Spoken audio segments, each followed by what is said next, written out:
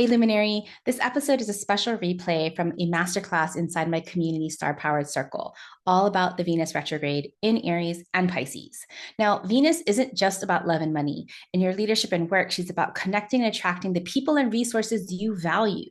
Her rare retrograde cycle is a call to reevaluate your values, review your inner worth, realign your relationships, and consider what truly matters. This Venus retrograde goes beyond recalibrating your individual successes so that you can see your worth in relationship to the whole. In this episode, we're going to dive into the meaning of the Venus retrograde, especially in your leadership at work. We're going to look at how this Venus retrograde cycle connects to an 8-year cycle, echoing themes from 2017. And we'll also be looking at what this means for your relationships, values, and personal leadership according to your zodiac. If you've been feeling the urge to reassess, reconnect, and reevaluate your attraction, values, and worth, this Venus retrograde is for you. Let's explore how to work with this cosmic reset to align your personal and collective worth. Tune in now. If you're a subscriber, thank you so much for joining me again. There's so many new faces here. And if you're new, welcome to Star Powered. I'm Leslie Tagorda, your host, a multiracial, multifaceted professional musician turned web designer turned astrologer. Astrology helped me overcome an identity crisis by revealing my star-powered strengths. Now I use these strengths to guide healers, entrepreneurs, and changemakers like you in making your mark with ease and impact through astrology. If equitable leadership, making your mark, and astrology are also your jam, please subscribe to this channel and share with an astrology-loving bestie. Hey, luminaries. Today we are here to talk about our upcoming Venus retrograde. It will be traveling back from Aries into Pisces, and this starts on March 1st. I don't know, have you guys seen in the sky right now? Everything in the news right now is also about like the parade of planets, because all of those planets in Pisces, and have you seen Venus in the sky? Like, she's so bright and beautiful. Almost all of the planets are kind of at their maximum elongation. What that kind of means and I'll talk more about the astronomy part of it, is that they're the farthest away from kind of where the sun can be. So for example, like Jupiter just changed directions a couple of weeks ago. So it's the furthest from the sun. Venus and Mercury are getting ready to go retrograde. So they're the furthest from the sun. Mars just finished going retrograde. So it's again furthest from the sun. So all of these planets are like shining bright. And so if you look right after sunset, you'll be able to see Venus, Saturn, Jupiter, Mars, all with your naked eye, which is absolutely incredible. So make sure you get outside to see these stars, because there's one thing to talk about astrology, but then there's another one to just like simply, look up at the sky and just be amazed. So anyway, so today what I wanted to share was I wanted to talk about the theme of this particular Venus retrograde. I also wanted to talk about like how we hear what Venus retrograde is asking us to do, both in like our leadership and our work, because obviously that's what we're here. I also want to talk a little bit about the astrology of this Venus retrograde, because of course Venus is not going backwards in the sky. It's not defying any laws of physics, universal physics. So I kind of want to talk a little bit about that astrology. And then we'll go into interpreting this Venus retrograde into your own natal charts and see the questions that they're asking for us, so that we can really intentionally work with this energy. So let me pull up my worksheet. Okay.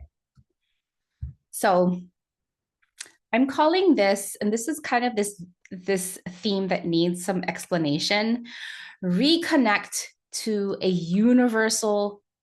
way of universal being. So I'll take apart each of those themes as we start talking about it.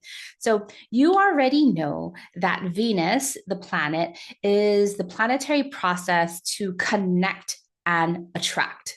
So bridging, bonding, attracting, bringing in, manifesting the people as well as the resources you need to thrive. Okay. Of course, resources, money, or things that you can exchange for money. And so I love thinking about Venus in terms of like, how is she adding value? How are we adding value? What value do we see in ourselves, our own worthiness? And so when we're talking about all of these like astrological figures, of course, we're looking at both the inner expression, like what we have to work on our own inner journey of valuing ourselves, of feeling worthy to, be connected to people that we look up to, be worthy of receiving abundance. And then as well as like kind of that outer journey in terms of making that money, connecting to those right people, right? This is always both an inside and an outside game. But when Venus goes retrograde or appears to go backwards in the sky, we're not really used to what this means because Venus is almost always going forward. We're used to Mercury going backwards and rethinking and reorganizing and like recalibrating kind of our mindset. But Venus, so when Venus is going backwards, she is asking us to reevaluate, reappraise, review, reconsider, refine, reconnect. Okay.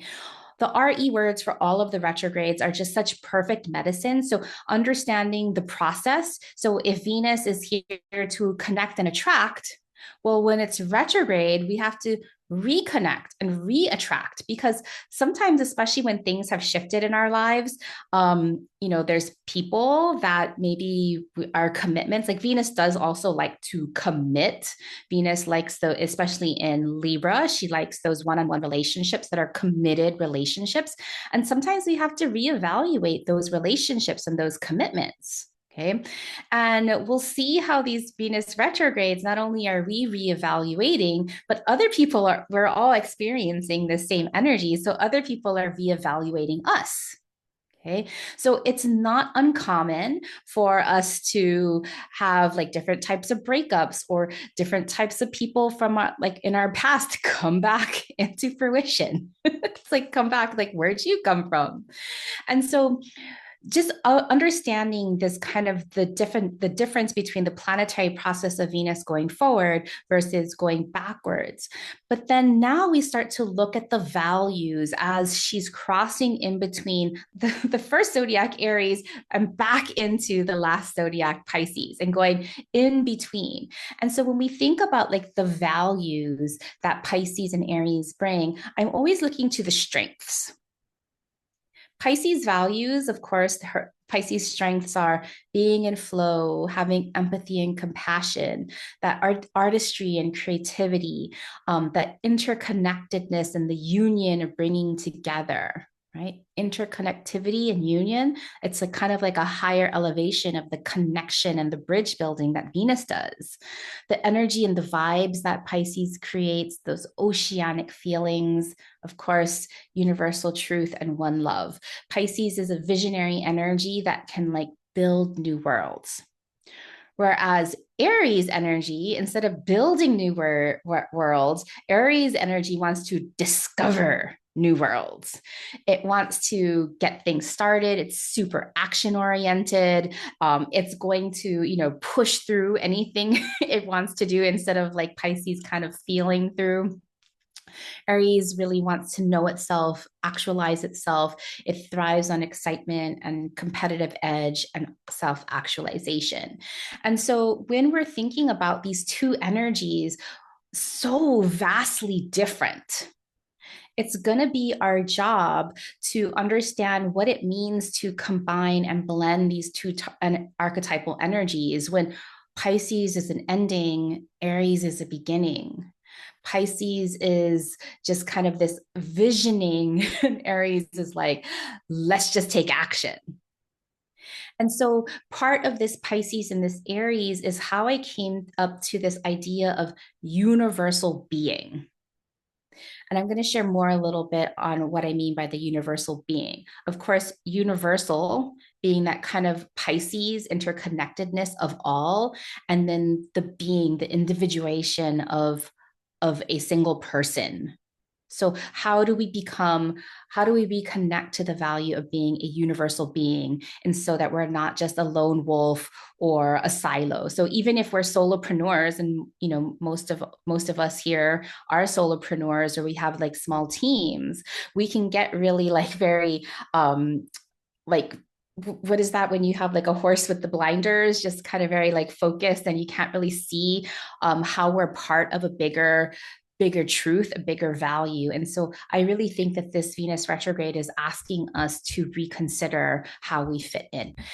And so before we dive into that, I wanted to talk a little bit about the astronomy of this Venus cycle, because I think it's kind of fascinating to look at. Venus, you might have heard, is the planet that goes in retrograde the least amount. We're used to Mercury retrogrades because we have 3 or 4 of them a year. That's because Mercury is moving so much faster around the sun, orbiting the sun like in 88 days versus 365 days for the Earth. But Venus goes around 225 days versus our 365 days. So essentially, Venus, every 13 Venus years, when we kind of do the math, every 13 Venus years equals 8 Earth years. And this ratio, 13 to 8, is very significant. Because when we look at this ratio of 13 to 8, when we map this on the sky, the dance between Venus and the sun, from our perspective on the earth, it creates a beautiful 5-petal rose. It's called the Venus rose, or a pentagram. And so if I scroll back up, you probably have seen this spirograph before, like spirographs when you're a little kid, there's all these like different discs, and you use your pen and they start to shift, but it makes those beautiful diagrams. Well, this is a literal cosmic spirograph of the dance between the sun and Venus, where the sun and Venus align. And so actually, I kind of want to show you on this YouTube video. So let me open this up. And so in the sky, like if we look at this diagram, this blue dot in the middle, this is Earth. Of course, this is not the actual perspective of the solar system, because in the solar system, the sun is the middle and we're all orbiting the sun. But from this perspective, we are looking at the sun and looking at Venus orbiting the sun. And so when we start out from our perspective, the sun and Venus are all aligned. So if we were looking on a natal chart, we would see this as a sun-Venus conjunction. Okay, from our perspective here. When we start looking at the cycle, Venus is moving a little faster. And then watch this. Hold on a second. Right there. Okay. You can see that Venus is starting to go backwards from this perspective. And from our Earth's perspective, we have another Venus Sun conjunction. And so it goes about, and over the course of 8 years, it will create this beautiful 5-petaled star.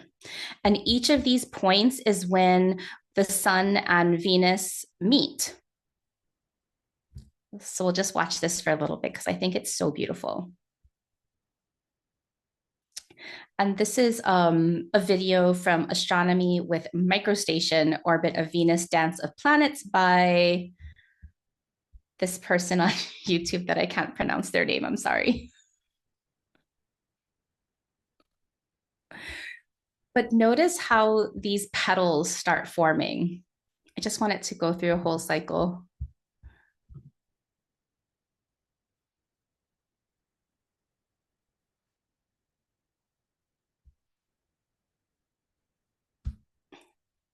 Boom. Okay. That's the completion of those 5 cycles.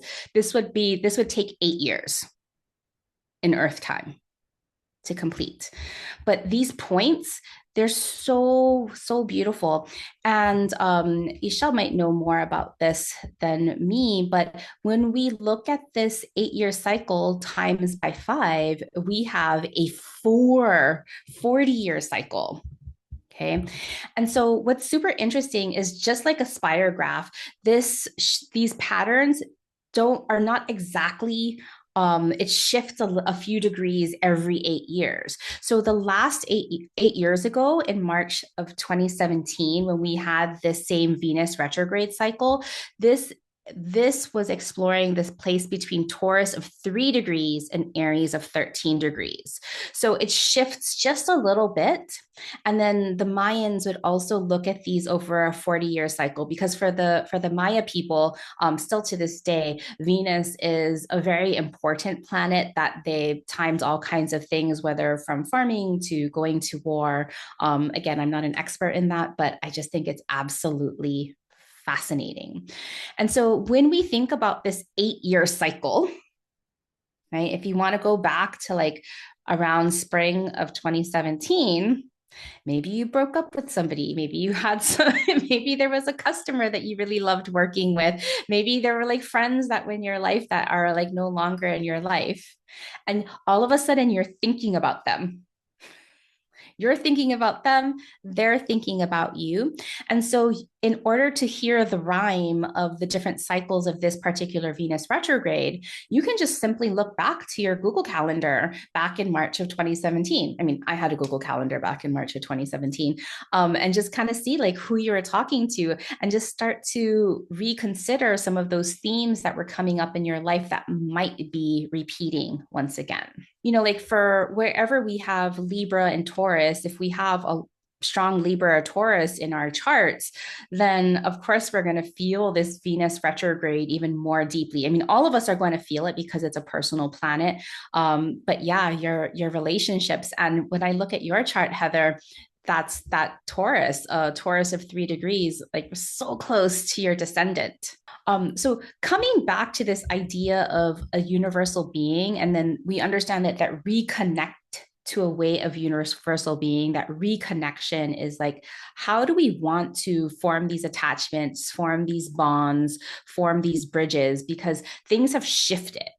And then this universal way of being, oh my gosh, Ishelle, yes. And you left the US in February of 2017.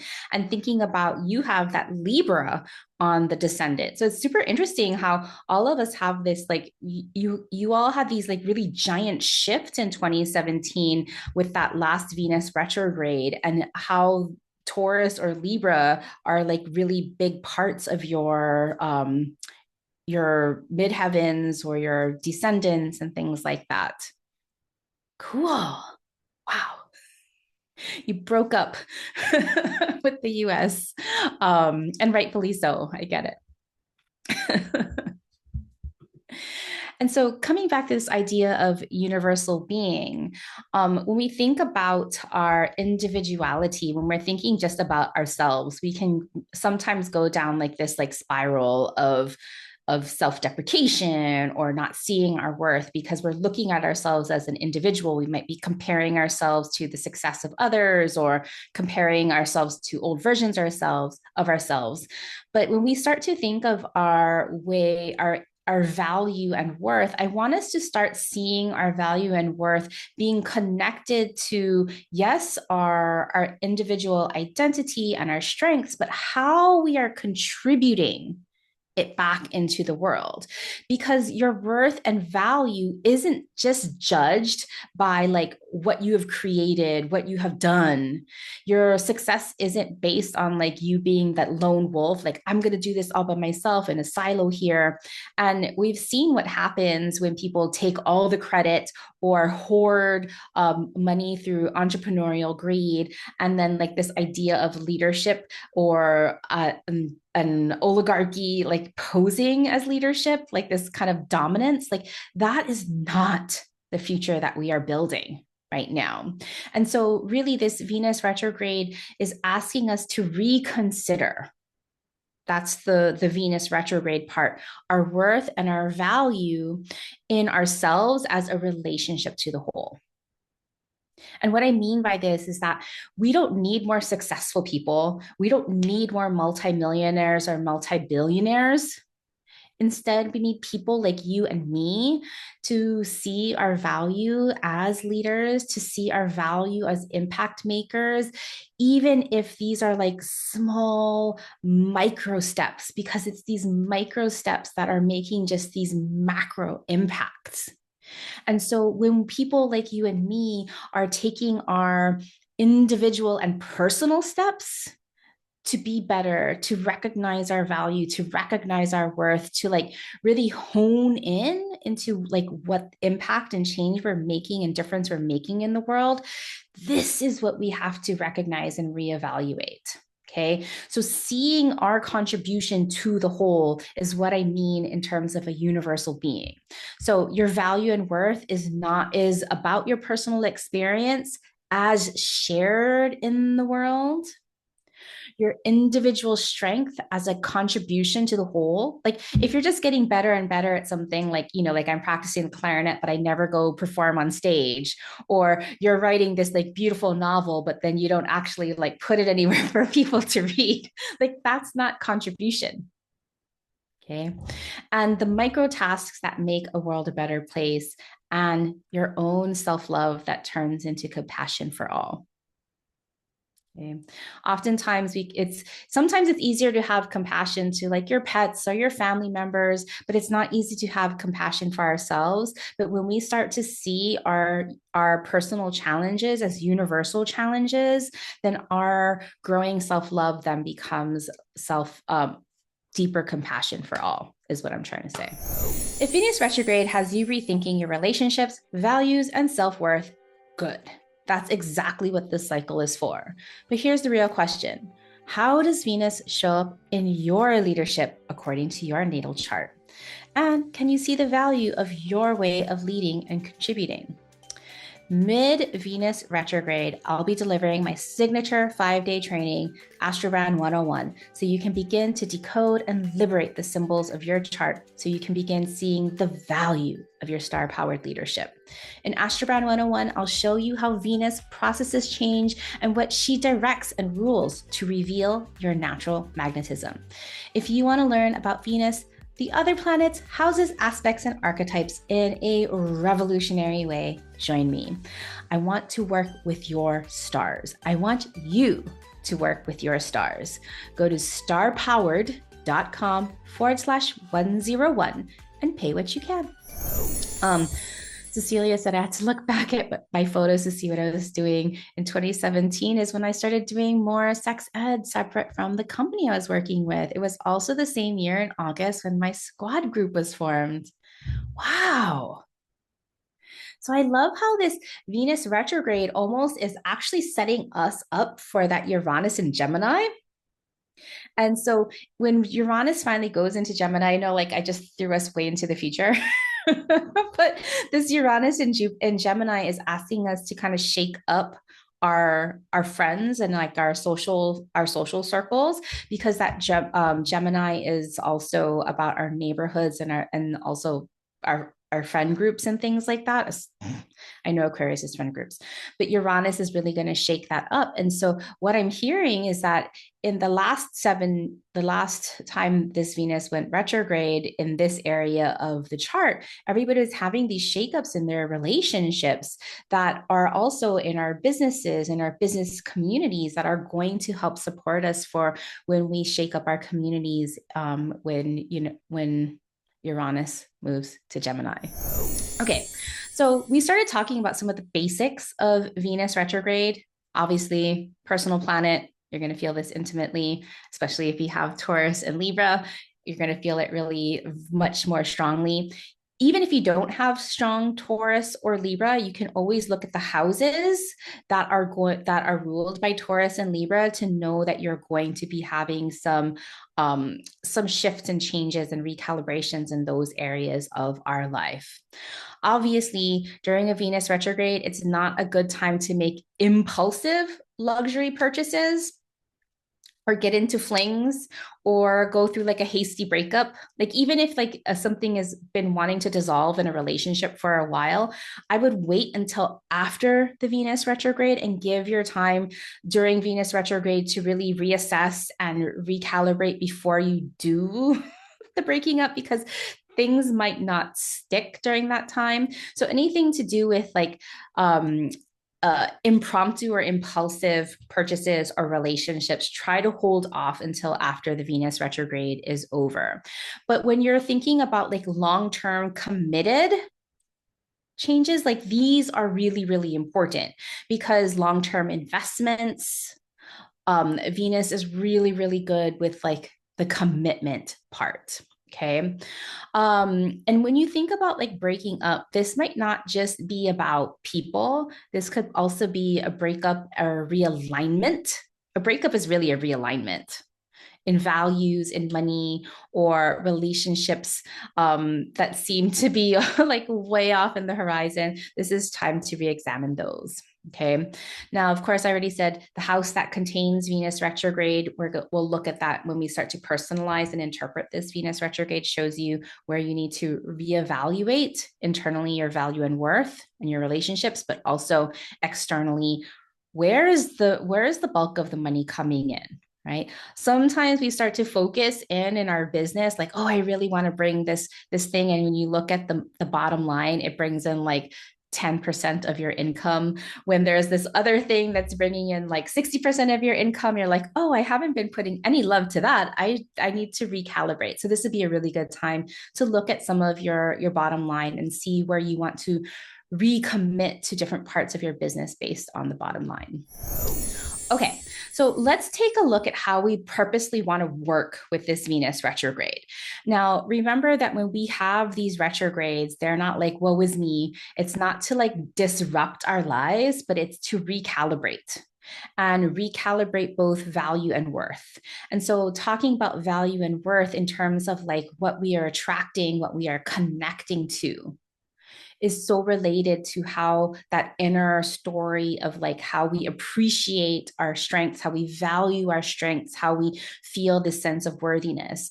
And for me, I know that for me, this keeps on coming back all the time. I think I do this work and then I have to do it again and again and again. And so I'm glad that the stars are supporting us. And so with that quality, because Venus isn't about quantity, Venus is about quality and appreciation. So when you think about those that you're connecting to and attracting, are you happy with what you're connecting to and attracting right now? Because that is a reflection of who you are now and who you are becoming. Okay. So, of course, it is okay for relationships to move away because you've changed, hopefully for the better, like evolved. You have had a deepened sense of like knowing who you are, knowing what you want, knowing your strengths, and like really like stretching into those. And so how do you want to work with this in terms of like who you are and who you're becoming and what you want to be attracting, so that by the time that we are done with this retrograde cycle, if you have consciously chosen self-reflection for Pisces, self-assessment for Aries, you will arrive at valuable self-compassion, Pisces, and self-actualization for Aries. Okay. So, of course, in general, when Venus is in retrograde, you get to re-examine your relationships, reevaluate your attraction, refine your values, and reconnect to your community. But when we go a little bit deeper and exploring that in relationship to Aries and Pisces, this is about integrating and recalibrating the medicine so that becomes both personal and universal. Aries, Pisces, action oriented as well as emotional. So allowing your emotions to drive the ship and make decisions sometime and trusting that your emotions have valuable information for you. Beginnings and endings. Knowing that not all endings are terrible things because this is a great time to start new things. And maybe you're working on something and you're like, it's time to pull the plug on it and end it, right? First steps and wisdom. The beginner mind, just as valuable as the sage mind, and both separating and unifying. Okay. So the Pisces Aries energy are so contrasting, and like Venus is bringing them together. I'm curious what you guys think about that, because as I was trying to write about this and distill this, I didn't know if I was going to be very clear on explaining this. And I'm curious on what your take is on it. To me, it seems like there's like it's like this. It seems like, it's a mutual feeding of like there's a lot of like reflection. It just seems like deep dive, build, like it like really flush it out so that the new thing is really like, kind of cleansed, and like it's like a very deep Yeah. restructuring, it feels like. It is. It is. It absolutely is. Um, so I have some questions, like basically like some themes that 5 themes that I want us to really explore for this Venus retrograde. I think that can center us and like make it a little bit more simple and easy to digest.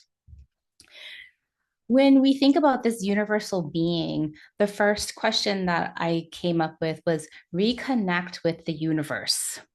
Okay. And what this means is if we're trying to remember that, yes, that Rumi quote, we are a single drop in the ocean, right?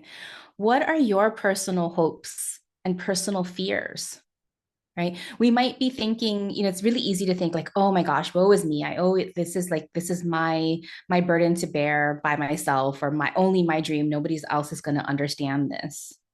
But I want you to see that your personal hopes and desires, your personal fears are actually universal.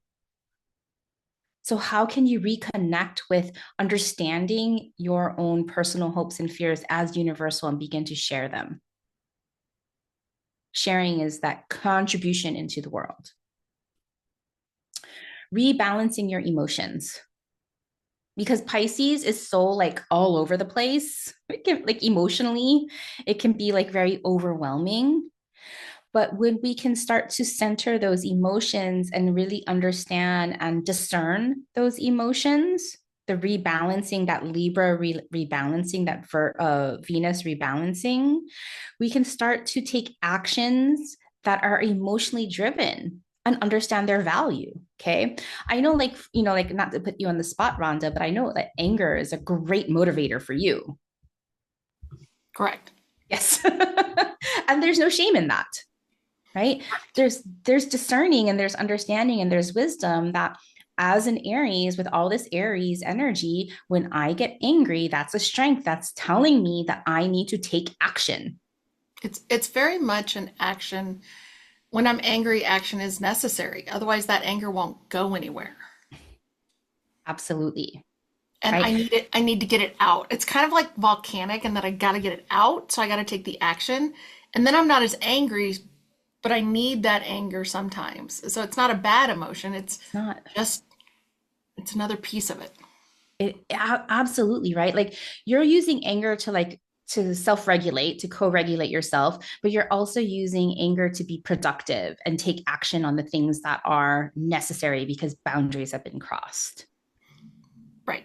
And so anger, sadness can also be something that like motivates us. Joy and happiness for those of us that have like a lot of Leo, who and Taurus, who need to like be reminded to chase their bliss. And so rebalance your emotions and see the value of taking action. Okay. 3, review your commitments. So, commitments to people, to events, to things that you have said yes to. What maybe is naturally coming to an end so something new can begin? Are there things that you're ready to break up with? Reevaluate your perspective.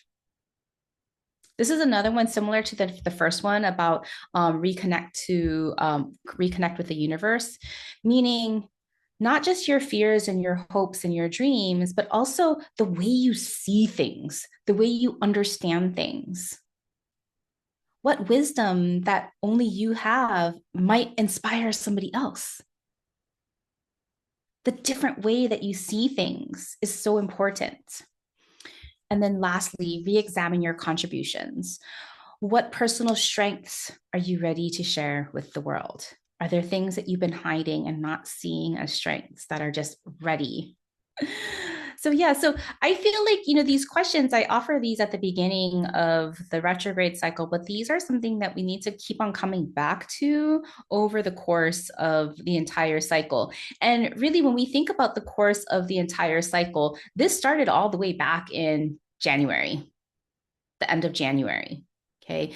And even though Venus is only going retrograde for 43 days, a little longer than average duration, than normal. But, once Venus crosses over, when Venus crossed over that Pisces of 24 degrees, can you see my cursor?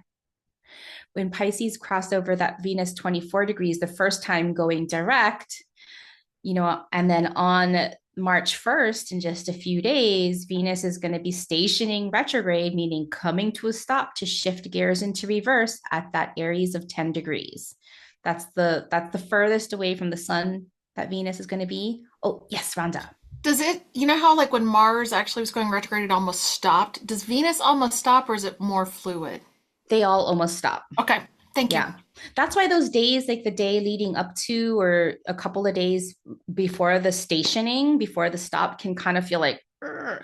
Now Venus, moves more slowly than Mercury. So Mercury stations for about a day, Venus stations for a couple of days, Mars even more, and then those outer planets, we can feel it like a week before. So even Pluto, like always feeling it.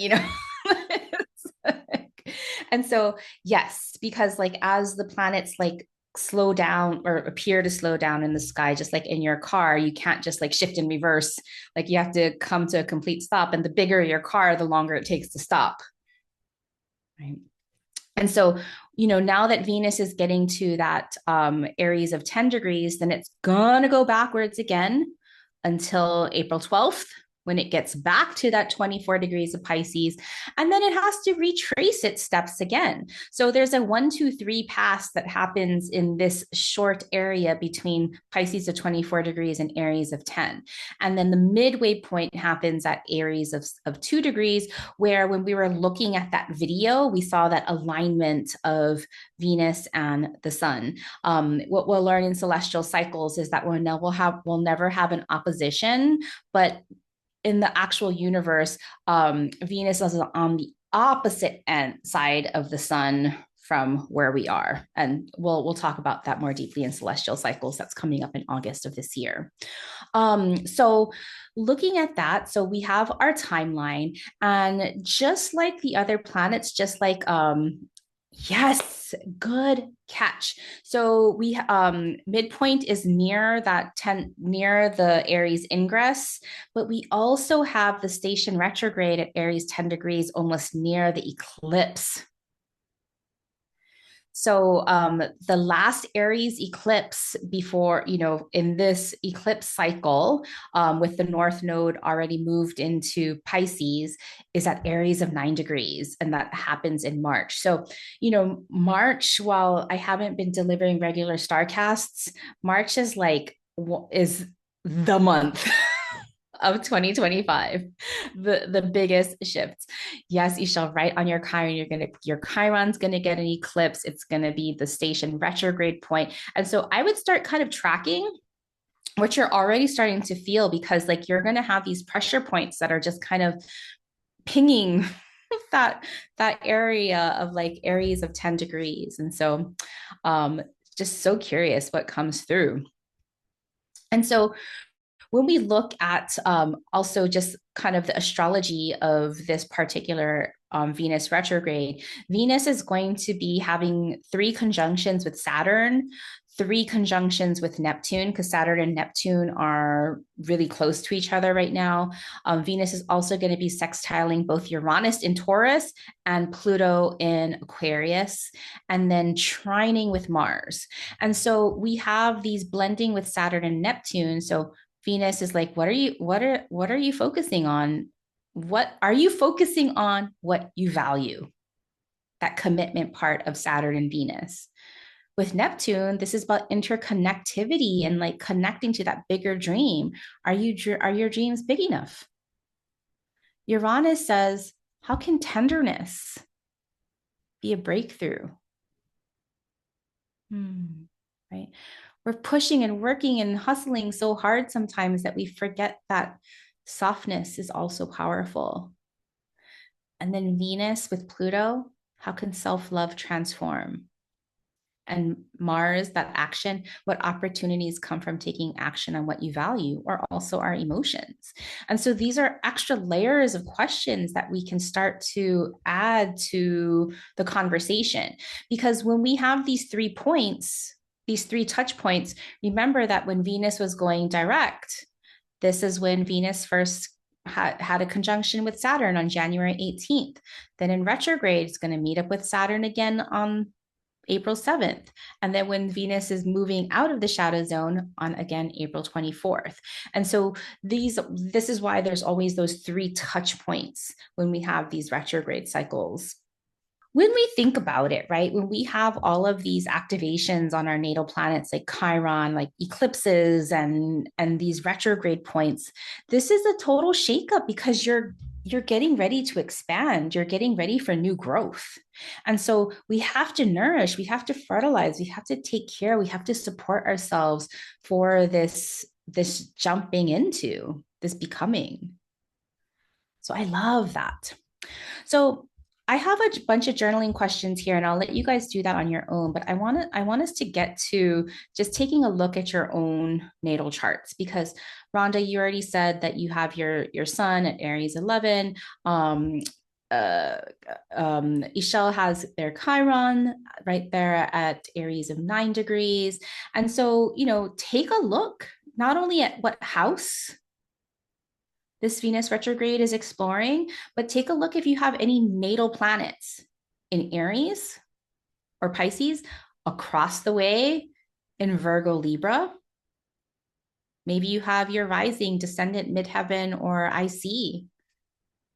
And then if you want to also take a look at Gemini, Cancer, Sagittarius, Capricorn. But you know what?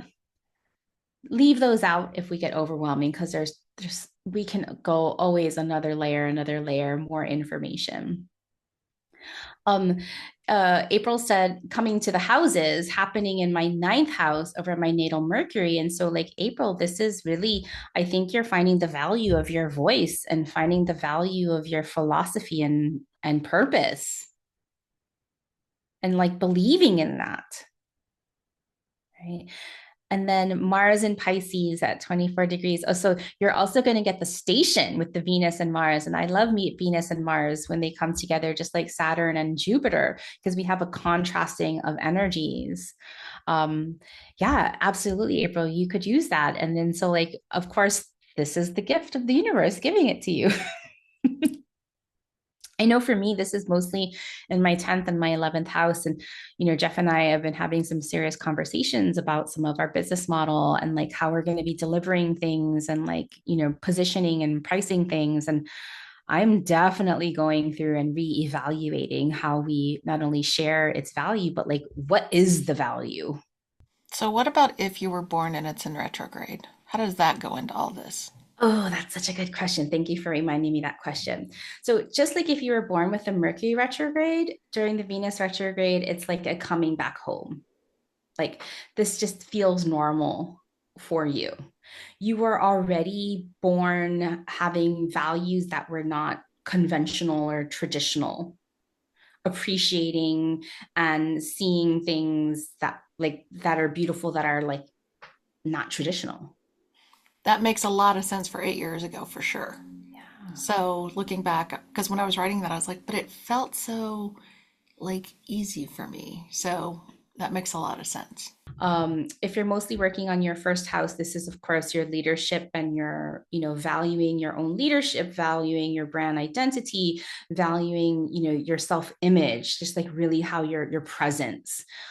If this is mostly happening in your second house, you're thinking about your abundant worth and just like how you make money, what you're committed to, looking at your balance sheets and like your profit and loss statements and say like, am I committing to the most profitable things in my business? What needs to shift? For the third house, really reconnecting and reevaluating your mindset, your thoughts, your voice. Fourth house, your sacred spaces and like reconnecting to the value that you put in your home and your surroundings, and also the people that you allow in your surroundings. For if this Venus retrograde is mostly going through your fifth house, your courageous creativity, and like what I told Heather, like that fifth house, like what's fun, what's pleasurable, and how can we put values on our playtime? How can we reevaluate our playtime? If you're mostly in the sixth house, this is about how you're taking care of yourself and your wellness, self-care rituals, like also like the self-care of your business, right? The health and wellness of your business by the systems that are, running smoothly in your business. For seventh house, you're looking at your committed partnerships, whether this be romantic or your soul customers, the people that you are committed to. If it's mostly in your eighth house, this is really about healing your worthiness, healing your heart, healing your compassion for deep transformation and power. If this is mostly happening in the ninth house, like it was for April, looking at your purposeful journey and seeing the value in your perspective, your bigger why, and your purpose. If this is mostly in your 10th house, like this is for me, this is really about how are you being visible in the world? How are you delivering on your ultimate mission? Do you see the value in simply you being seen? If this is mostly happening in your 11th house, this is about your compassionate communities, like are you surrounding yourself in those watering holes where your people are hanging out? Are you going to the right conferences? Are you hanging out at the right co-working spaces? Are you, like who are your larger networks? And then lastly, if this is mostly in your 12th house, then you're looking at all of the wisdom that you have cultivated and seeing the value of this wisdom, the wisdom of your challenges, the wisdom of your successes, and how you can make things much more easier on yourself. So that's just like, kind of final thoughts on this Venus retrograde. And Rhonda says, there's something to valuing the strengths that we are able to use as a person who experienced trauma. That is absolutely unconventional. I love that, Rhonda. I mean, we wrote a whole sales page on that.